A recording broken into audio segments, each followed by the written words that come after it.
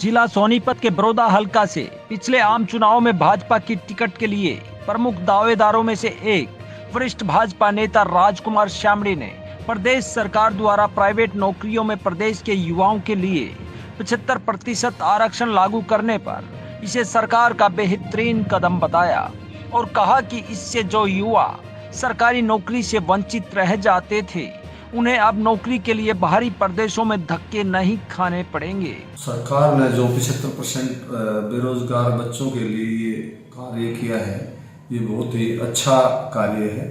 इसमें जो है बच्चे जो इधर उधर भटक रहे थे उन बच्चों को रोजगार मिलेगा, बाहर नहीं घूमना पड़ेगा, कहीं बाहर प्रदेश से बाहर नहीं जाना पड़ेगा, अपने ही प्रदेश में बच्चों को रोजगार मिलेगा। ये एक बहुत ही अच्छा कार्य सरकार ने किया है। दूसरा, सरकार ने हरित स्टोर भी साथ साथ खोले गए हैं। बच्चों को रोजगार, बेरोजगारों को रोजगार देने के लिए भी एक अच्छा कार्य किया है। प्रशिक्षण भी दिया है, बच्चों को ट्रेनिंग दी है अच्छे कार्य के लिए, ताकि बच्चे स्वयं अपना कार्य कर सकते हैं। ये सरकार का बहुत ही अच्छा कार्य रहा है।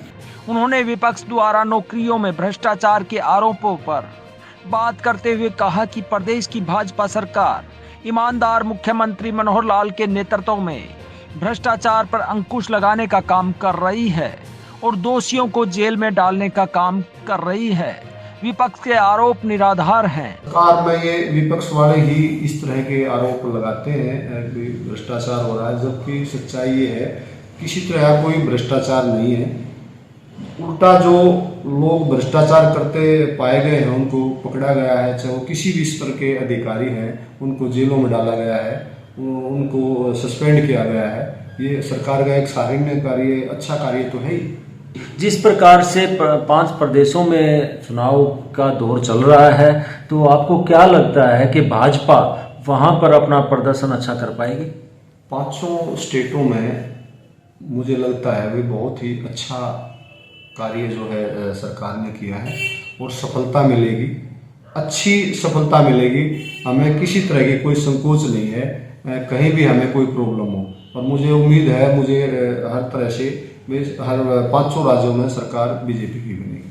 राजकुमार श्यामड़ी ने जिला सोनीपत में विकास कार्यों पर बात करते हुए कहा कि माननीय सांसद रमेश कौशिक क्षेत्र में बगैर किसी भेदभाव के हर हलके में जाकर निरंतर काम कर रहे हैं।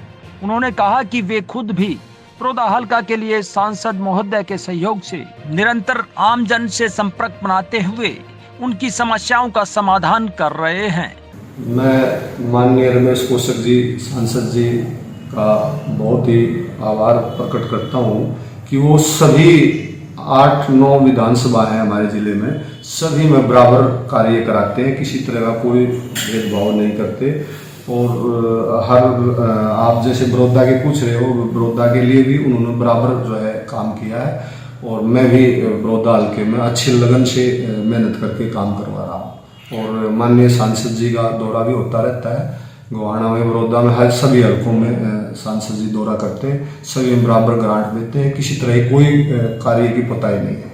जगत महान संवाददाता के अगले आम चुनाव में भी बरोदा से दावेदारी के सवाल पर उन्होंने कहा कि अगर पार्टी और हल्के की जनता ने भरोसा किया तो वे जरूर बरोदा हल्का से दावेदारी ठोकेंगे। माननीय मुख्यमंत्री जी को मैंने वहाँ बरोदा हल्के में गाँव श्यामड़ी में ही बड़ी अच्छी जनसभा की थी, वहीं आए थे, और जो घोषणाएं की थी उन्होंने, मैं तो गांव ग्रामीण वासियों ने रोड की रखी थी, वो रोड की जो है हमारा रोड बन गया है। और जो भी घोषणाएं माननीय मुख्यमंत्री ने बरोदा हल्के में की थी वो लगभग पूरी कर दी है। जो कुछ एक आध रही है वो पूरी हो जाएगी। कुल रखता हूँ, मैं मेहनत कर रहा हूँ, सभी ग्रामीण वासियों के साथ, हल्के वासियों के साथ, उनके साथ जुड़ा हुआ हूँ दिल से, और हर काम में मैं उनके साथ खड़ा हूँ। जब भी वो मेरे को बुलाते हैं, फ़ोन करते हैं, मैं साथ जाकर उनका काम कराता हूँ।